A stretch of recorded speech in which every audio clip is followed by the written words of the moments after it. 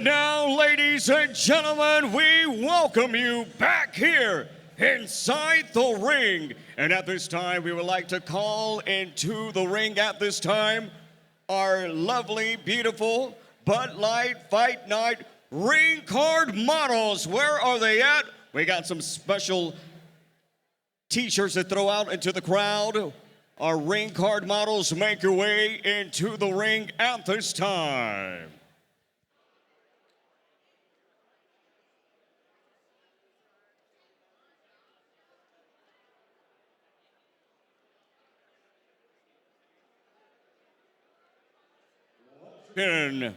Our Bud Light Fight Night ring card models make your way into the ring.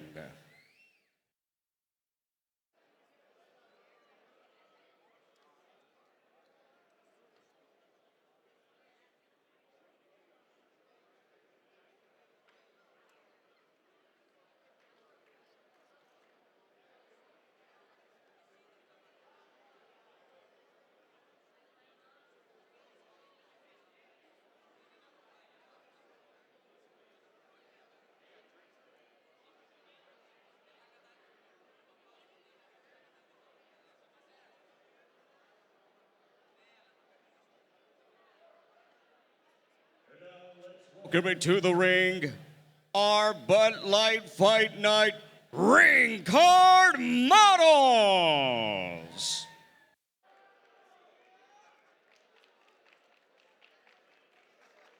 We have a very special t-shirt giveaway from our sponsor, Dr. David Escalante at Vitality Chiropractic Recovery and Wellness.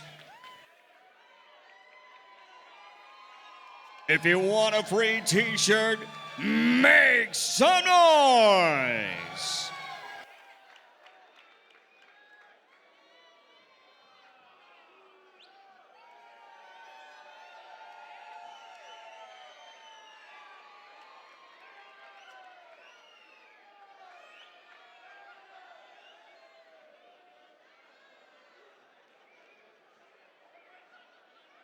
All right, we have a couple of t-shirts left. Hands up in the air, hands up in the air.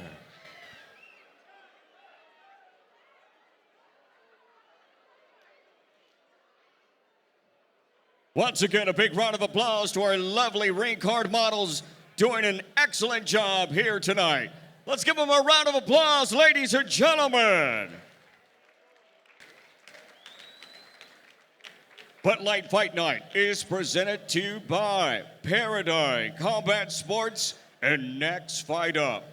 Paradigm Combat Sports is an elite training center in H-Town, Houston, Texas.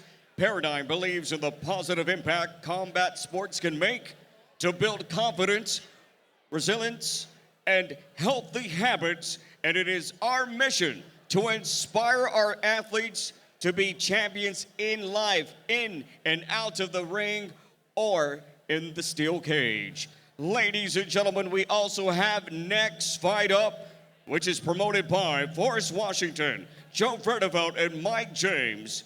In over 7 years of operations, Next Fight Up has prided itself in building some of Houston's biggest prospects, providing competitive and exciting fights for H-Town fight fans. So a big thank you to Paradigm Combat Sports and Next Fight Up. Let's give them a huge round of applause for making the fight scene in H-Town truly the best. Let's give them all a big round of applause.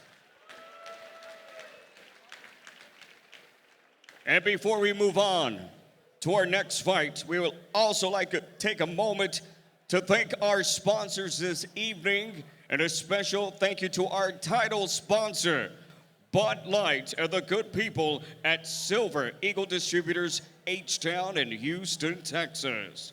A big thank you for all your enduring support of combat sports and the Houston community. So ladies and gentlemen, this Bud is for you. Enjoy that Bud Light tonight, and a big thank you once again to Bud Light. And now, ladies and gentlemen, live from the GHS Event Center in Houston, Texas. We are streaming worldwide on clearlifemedia.com.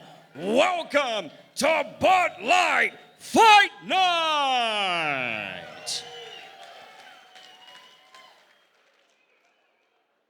Set for our next attraction as we flip it over to the MMA side, and it's scheduled for 3 5-minute rounds for the PCS Heavyweight Championship. We introduce to you first, hailing out of Dayton, Texas, and training out of Houston, Texas. Here is Rakim, the Boogeyman Cleveland. It's an urge. Rakim, the Boogeyman Cleveland, 23-15. He trains out of War Training Center in Cypress, Texas. I know the guys at War Throwdown. I'm expecting no different from Rakim Cleveland tonight. Yeah, Rakim is a highly experienced professional. He's fought for some of the biggest MMA promotions out there. Yeah. I think he's a PFL vet. Yeah, you get a name like the Boogeyman, you gotta earn it, right? Right. Absolutely. This guy's a PFL and Bellator veteran. He's had a ton of fights. He's got a great ground game, good ground and pound, pretty decent on the feet. See Trevin Giles in his corner. Coach Copley and Coach Jeremy as well out of War Training Center.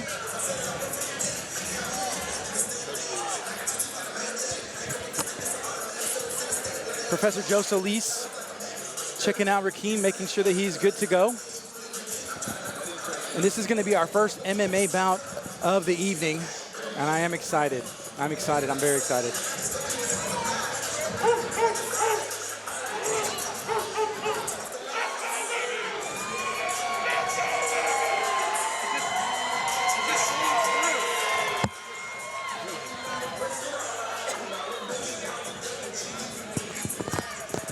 He's set and ready to go. I think we're going to throw it to Jeremiah Gallegos so he can introduce our next fighter. The Boogeyman, that's a big...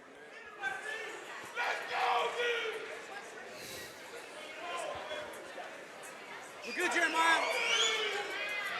You're good, Jeremiah.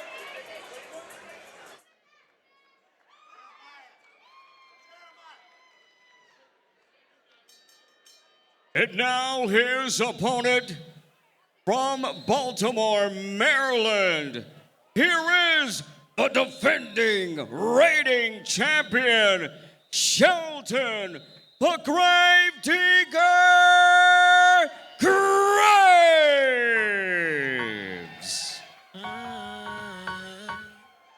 Gravedigger Graves sitting at a record of 10-6. You know, he came in at PCS 3, took care of business, went against Juan Adams, and now he's the champion.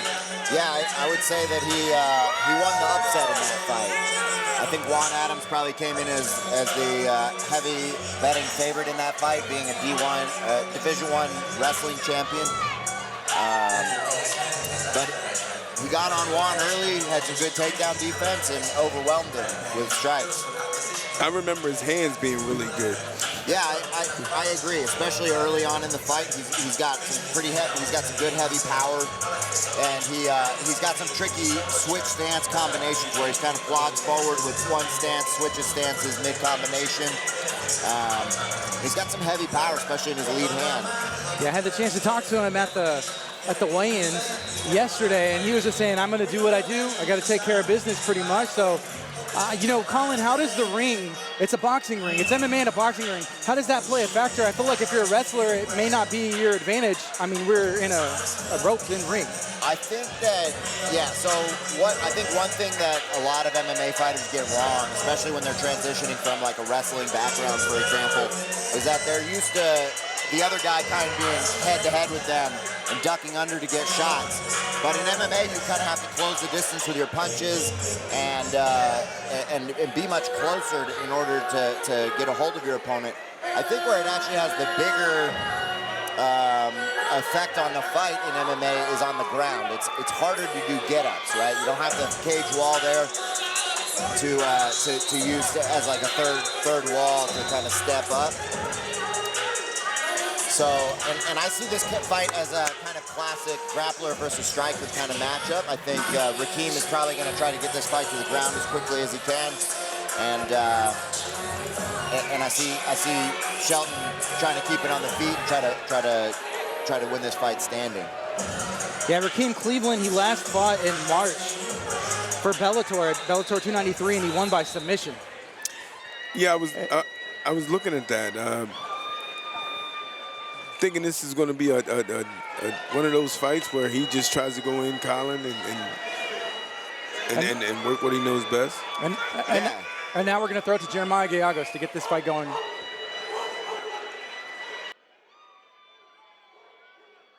And now, ladies and gentlemen, this is our special MMA championship attraction. The Bud Light Fight Night PCS 4 Series title attraction presented by Paradigm Combat Sports in association with Next Fight Up. Our sponsor for this feature, Vitality Chiropractic Recovery and Wellness. This championship attraction is scheduled for 3 5-minute rounds for the PCS Heavyweight Championship. And it is sanctioned by the Texas Combative Sports Commission. The 3 judges scored this contest at ringside are Joe Solis, Randy Russell, Dr. Kelly Isaac, and our referee in charge of the action here at the sound of the bell, Jeff Rexroad. And now we are set for championship action. Fight fans, are you ready?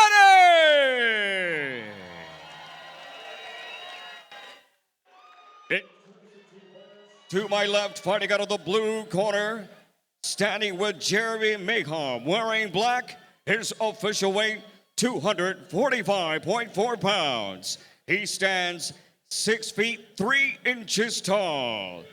His professional record, 40 fights, 23 victories, 14 wins by way of knockout, 15 defeats, 1 draw, and 1 no contest. Here is the former fighting member of PLF and Bellator, a freestyle fighter, fighting out of Houston, Texas, by way of Dayton, Texas, Rakim, the Boogeyman Cleveland. And his opponent tonight, fighting out of the red corner, standing with trainer Ron Stallings, wearing white with black. His official weight, 263.1 pounds. He stands 6 feet 2 inches tall. With 16 professional fights, his record, 10 victories, 6 wins by way of knockout, with 6 defeats. Ladies and gentlemen, here is the multi-time title holder, the PCS champion, the undefeated champion, the reigning champion, freestyle fighter from Baltimore, Maryland, Shelton, the Grave Digger Graves.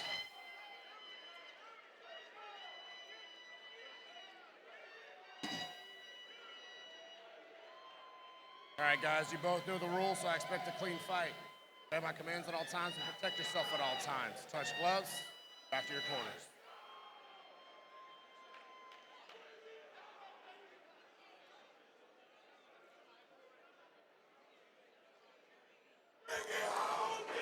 We got 3 5-minute rounds, and this matchup is underway. Ooh, big Quick left tie-ups. hand by Rakim. Ties up. We got the big boys on us in the corner. Yeah. Shelton Graves got his head in Rakim's chin. Rakim throws a nice short left hand or right hand there, excuse me. Rakim's doing a good, Shelton's doing a good job turning him, keeping his back off the ropes. This is for the heavyweight title, the PCS heavyweight title. And this is what he did to Juan Adams as well. Yes. Juan, being the wrestler, he backed him straight up against the ropes and just unloaded a barrage of punches. That was interesting, though. Graves did change levels there and look for a takedown on Rakim. But if I expect anybody to have an advantage on the ground, I think it's going to be Rakim probably. Rakim trying a little crossface here, made space for a little knee and an elbow. Looking to dig his underhooks, trying to turn Graves back into the ropes. Rakim looks a little bored here. I don't think he's too concerned with this. Graves is getting points though, right? Yeah, and definitely, yeah. I mean, he's winning positionally. He's got his head in the chin. You know, he's trying to create something. Jeff Rexroad going to bring it back to the center. Yeah, he didn't see enough action there. I really do love that about MMA. The separating. Yeah. Big shot by Rakim. When there's too much of that extra going on, when there's nothing going on, they're not doing anything. They try to force the action. You know, and the lack of the cage, I think, also comes into play with that lack of action. I think it throws some fighters off because, you know, in the ring you have these corners, right? Right. And in a cage, you don't really have like as tight of a corner, so you can't use it to your advantage as much, and it kind of throws some fighters off. Right. What about the ropes? How do the ropes play a part? There's a lot more bounce on them, you know, so like you can use the bounce to either, you know, get a better body lock or a takedown. You can also, you know, defensively use the ropes. Like if you're in a bad position, you kind of just peek your head out the back and hope the referee kind of stops and separates you. We got Graves And it makes- throwing some knees in the corner. It makes getting up a lot harder as well. You know, with a cage, you have a pretty solid back wall that you can kind of lean into as you're building your base up. And it's a lot harder on the ropes here. I would say so because, look, you see, you know, the boogeyman doing what he needs to do, getting that underhook, trying to switch, and he gets this better position now, but he lacks that cage to push up against to explode out. Yeah, he's doing a good job at the head position. That's something I always tell my fighters when you're in the clinch. You want to get your head under the other guy's chin. And he's shooting that knee up every now and again to his gut. Yeah, just touching the body. Rakim doesn't seem to have too much sense of urgency here. No. Yeah, he seems comfortable. Yeah, or just not threatened. Right, that's what I see. It looks like you said earlier, it looks bored. Like, look at him. He's bringing him back to their corners, and it looks like there's a little bit of tape coming out of his glove. He's going to get the corner to yank that out, and then he's going to try and reset them in the same position. Jeff Rexroad, one of the best in the game. He's on top of it. One of the best in the game, and one of my former coaches, actually. Great guy. I love how Graves is punching his leg though. Yeah, Like constantly just putting. Just a little something, you know. It doesn't take much to create a Charlie horse or just to cause a little pain, and you know it doesn't seem like much, but they add up and they make you tired over the long course. You know, both gentlemen there kind of went for takedowns. And while Graves is and while Rakim is feeling All the weight. comfortable or bored, Graves is winning the fight. Graves is, asserting his dominance. He's asserting his will, right? He's doing what he wants to do in this fight. Which, to be honest, is a little surprising because, again, I saw this as kind of a classic grappler versus striker matchup. Right. I didn't really see Shelton going for takedowns. And Rakim has won a bunch of fights on the ground, so I kind of imagine Rakim would be the one trying to go for the takedown here. But there in the corner, he doesn't really have to worry about those submissions because, I mean, he's just kind of trapped there, just winning the battle of those little knees and punches. And I love how he's positioning his head, Graves is, to keep himself to keep this guy from look. Right, under the chin. Under the chin, on the side of the chin, pushing him. And it's usually on the same side. He either has the overhook or underhook on, right? That's going to be it for round number one. Both fighters going back to their corners. You can see Rakim, again, he kind of looks bored, huh? He's just kind of like looking around like, hey, what am I supposed to do with this, right? Yeah, it was a little lackluster first round. Hopefully, Coach Jeremy Mahon can get in his ear and tell him, hey, we need a little bit more sense of urgency. I'd like to see them fight out in the open a little bit more, you know. I don't think either one of the fighters is dominating in the clinch very well, so. Yeah. Well, you can see the corner for Graves kind of giving him the instructions like, hey, here's how you connect your hands and the clinch. So that may be the game plan, at least for the second round again. Yeah, maybe they think their power is going to translate on top. I don't know. Again, watching the highlights of both these guys, you know, Graves really struck me as more of a striker, so it's a bit of a surprise to see him looking for those takedowns. He looks like a universal fighter right now. Like he's able to do it all. Yeah, he looks well-rounded for sure. I thought he was. I like you thought this was going to be striker versus a grappler. Round 2 is now underway. Different. See if Cleveland comes out with a little bit more sense of urgency. Some open space right now. Nice inside low kick. Looks like he's trying to keep him away from him, Rakim is. Right, trying to keep the distance, maybe strike from outside range. Ooh. Nice combinations there, but Graves gets his hands locked, gets his head position again. Yeah, listening to his coaches, I wonder if he's going to try and take him back to his corner. It looks like he's just taking him wherever he goes. Up against the ropes. Yeah, just leaning on him. You know, this is something I did in a lot of my fights. I would get underhooks, kind of lean on my training partners, or my opponents. I wasn't always the strongest or the fastest guy, and so I try to slow the fights down a little bit. Ooh, not big huge elbows, big elbows. From Rakim. I feel like if he shot the uppercut up, it would have landed better right on the chin. He had a better chance of getting him out. Yeah, and in these really tight, short spaces, one big advantage, I think, for MMA is that you can turn those short hooks into elbows, right? And that's usually what you do in these like really tight ranges like this. You load up on some elbows. And Rakim landed a few really nice ones right there. Yeah, I'd like to see him keep going back to that. Rakim was enjoying that corner control. Now he gets turned around. Well, he's losing the head position battle, like Coach was saying. And that's what's controlling. And that's what's controlling the dominance in this clinch or whatever it looks like. Is that head motion, that head movement? How he keeps him there, 100%. And actually, Rakim has the underhooks, and usually in a wrestling situation, that's where that's the more dominant position. But because he's losing the head battle, you can see that Graves is actually just dominating with both underhooks and overhooks. On both sides. He's getting some shoulder strikes in there as well, just trying to stay busy in the corner. You gotta love a good shoulder strike every now and then. Even some leg punches. Just doing enough to stay busy and keep Jeff Rexroad from breaking it up. It's the second round of a 3-round fight for the PCS Heavyweight Championship. Right there. See it right there? There, see, as soon as he gets his head in the chin, he starts winning the battle. Big knee, nice knee. Nice. Looked like it was right on the liver, but didn't seem to affect Graves that much at all. Graves is a beast.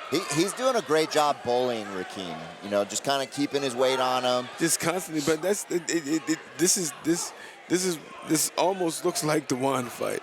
Yeah, just pressuring, dirty boxing on the inside. And keeping it going. Now they're back in the center now. Let's see what Rakim does. That's where he wants to be. Nice Superman punch, but gets caught with some counters on the way in. He got caught with that right hook. Yeah.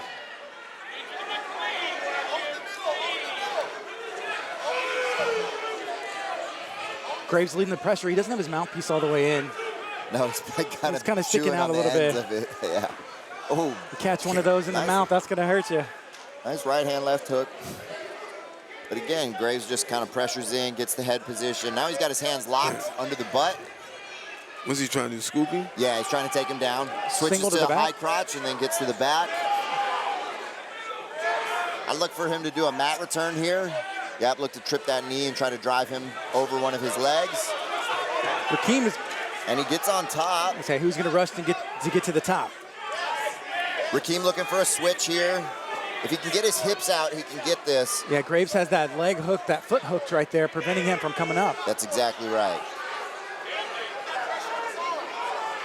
You know, this Yeah. is something I haven't thought about. I wonder if you can grab the ropes. I know you can't grab the cage, but I assume you can't grab the ropes either. You can't grab the ropes, but you Okay. can kind of hook your arm on it. It's kind of one of those weird gray areas The where. boogeyman landing shots from the top. got his back. Yep. All of his weight on top. Graves. Landing some good ground and pound here.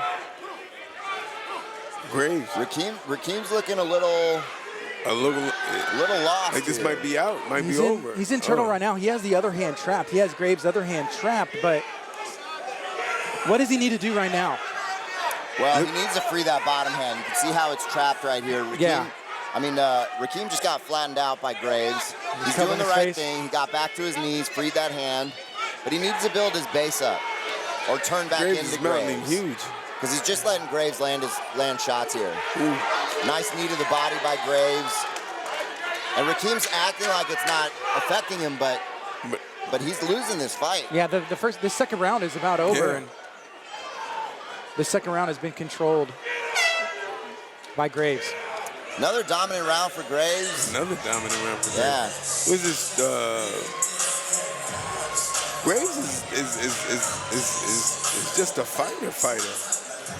You know, if you're looking at, Rakim's still on his knees here. He's not looking so good. you know, he was rubbing his eye. I wonder if he has a contact where he got an eye poke when he was underneath there, because his eye looked like it was kind of affected there. So, I mean, that's going to come into play to this final third round. Absolutely. He just doesn't seem to have his head in the game. And, hopefully Coach Jeremy Mahon can get his fighter back in this fight. He needs a knockout. But he's looking a little discouraged at this point. Yeah, or a submission. Yeah. Or submission. Yeah. Or submission. Yes. You know, but the heavyweight champion, he's been doing and fighting the fight that he needs to retain his title. Absolutely. Yeah. I mean, and he's not. It's not a scared fight. Like I'm trying to keep my title. Yeah. He's fighting a fight. He's fighting. Right. Rakim hasn't really been big enough of a threat, and he hasn't really pressured him at all. So. The third and final round is about to be underway. You know, Graves looks excited. He looks kind of fresh, to be honest. Yeah, and Anxious. Rakim's still shaking his eye out, or rubbing out his eye. So, trying to get back in this fight. Graves pushing him up against the That ropes. clash. Yeah, I think Jeff Rexroad was warning them in the corner that he needed to watch those head clashes in the back of the head shots. But Yeah. more of the same thing from Shelton Graves here. Getting that underhook, getting his head position, and just dirty boxing Rakim on the inside, making it a dirty fight. Rakim's trying to get to the center of the cage. I mean, that's what he needs to do, get out from there. I'd like to see Rakim try to go for a takedown of his own. He really hasn't tried to get the takedown yet. Wow. It just takes one shot It does. from either one of these gentlemen. He's still rubbing his eye. You can see Rakim is rubbing his eye there. Yeah, and it's looking a little lazy. I wonder if Yeah. it's like injured real bad. Now he's turning away from Graves. Interesting. Graves trying to land the shoulder shots, the little leg and hit punches as well, just anything. And that I'd just like to get to a see score. Graves use some elbows here. I think, he keeps getting these frames on Rakim, and he's landing those shoulder strikes and the knees and the little short hooks, but those elbows can be devastating in that short range, especially if you already got a guy hurt. One thing you could do is, like, because Rakim's having trouble seeing out of that one eye, you throw an elbow from that side. Rakim doesn't even see it coming. right. That could be the difference between, Yeah. going to decision or Bringing finishing it right the fight. down because he's hooking him and hitting on each side. And each side he's getting the hand free. Exactly. All he has to do is get his hands to the inside, frame on the inside, and then turn that elbow over. Rakim, seems a bit content right here, but I know that, those shoulder shots, and you feel every bit of that. What does that feel like there in the corner? They're mostly annoying, but they will jar you and get your attention. And as we've seen with like Conor McGregor fights, they can be super effective.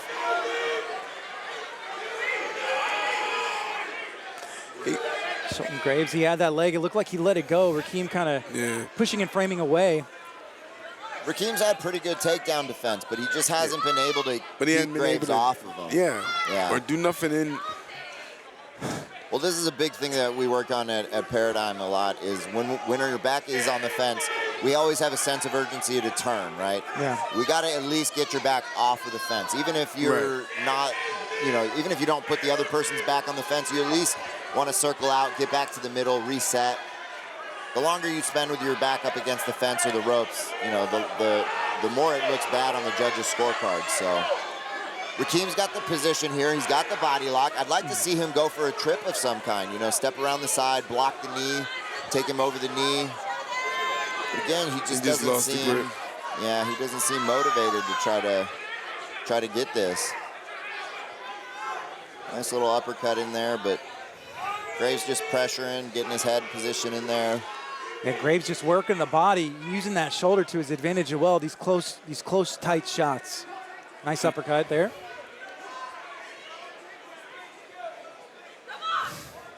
Under 2 minutes left to go in this third and final round. Couple short little left hooks there from Graves.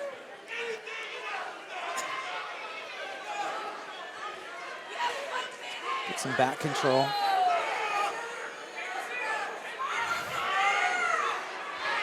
Whatever it is, it's affecting him for sure. Yeah, at this point, he's got a minute left. Yeah. He's got to do something pretty drastic to try to win this. I'd like to see, Graves also maybe just take a step back and just let your hands go. Yeah, just see if you can. Elbow. Yeah, get this guy out of there, He's just mauling him. It looks like he's talking to him. Yeah, hopefully. Maybe try to get him fired up. We got 30 seconds left. Try to, try to finish strong. Landing some knees of his own, kind of turned it over there in the corner, and Graves just turns it right back. Just being the bully. There's a little tight elbow right there. I'd like to know what's up next for Graves. Yeah. Who do we get next to fight him? Right. So far, I think he's sort of, been the upset in both of these fights. I think Rakim probably has the higher experience level, but he absolutely dominated Rakim there. You still see Rakim Cleveland touching that eye, and I'm sure that's a huge factor in this fight. I'm sorry, who's ever going to fight the Gravedigger next is in for a hell of a... This guy is good, man. Like, seriously. Like, every time he's brought in, it looks like, the guy on the opposite side looks like he's supposed to be better. Right, absolutely. On paper. On paper, both times, the other guy has been a better fighter, and both times he dominated the fight, so...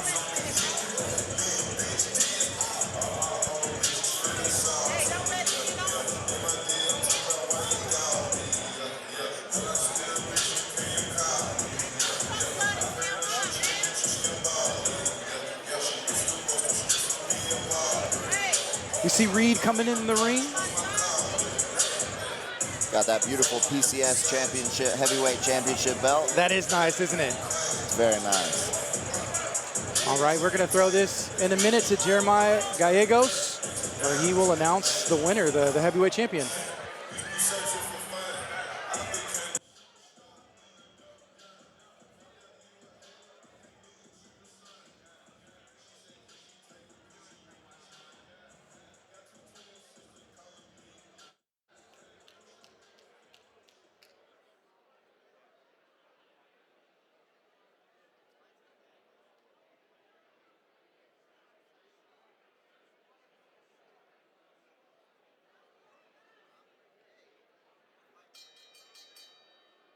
Ladies and gentlemen, after 3 5-minute rounds, we go the distance.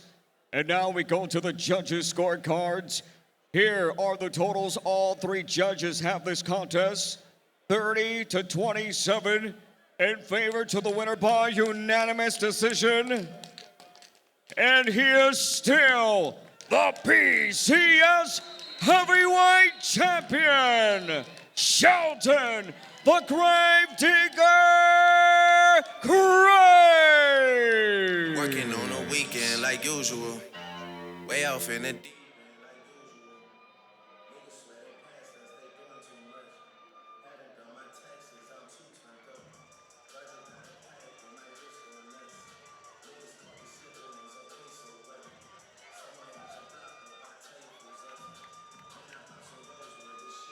Say my day's a number. Congratulations on that victory. Still the heavyweight champion. Was that the fight you were expecting to happen? I can't. Okay, there you go. Say it one more time. I couldn't hear you. Was that the fight that you were expecting to happen? No. I expected, honestly, like, come up here and fight somebody who's a grizzled vet. So I got a challenge or whatnot, and then that's what I do. I rise to the brother. When I get a knockout, or I get a decision. Either way, I'm going to win. That's how I kind of carry myself and whatnot. And it's nothing against him. He put up a good effort and whatnot, but I could tell somewhere through the second round he didn't want to fight anymore. So I just kept trying to put the pressure on him. We were talking at the commentary table, and we're deciding who's next. Is there somebody that you want next? What's next for you? Anybody. I spent about 4 years, and nobody wanted to fight me. Anybody wants to have a challenge. I had two people who are grizzled veterans and believe in themselves, Rakim and Juan, who fought me. I took care of both of them. They get an opportunity to do their thing. I feel like if I get to the big stage, I can take out a lot of people. Is there anything else that you'd like to share? I want to thank everybody who came out. My man Bob Malone, whose birthday's coming up. My mother, who's screaming in the background, her birthday's coming up. In a couple days, we're taking her to Florida for her birthday because she want to go to Disneyland, big kid. Give her a happy birthday. Everybody sees her. She's amazing. My biggest cheerleader. In my corners and my mans and whatnot. Without fight, I never met my man Ron. We never used to see my man Jeff or Johnny. And my man Teflon and my cousins and them over there and whatnot. My beautiful wife right there. Uncle Ronald, I see you. On RC, Teflon, you suck. I'm still better than you. You will never beat me, ever. And Muhammad, come out here and do business. The guy in about 2 fights, Muhammad Ali, you want to see pure power?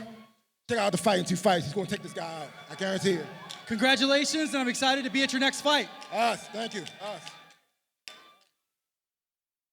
Dress it up and make it real for me.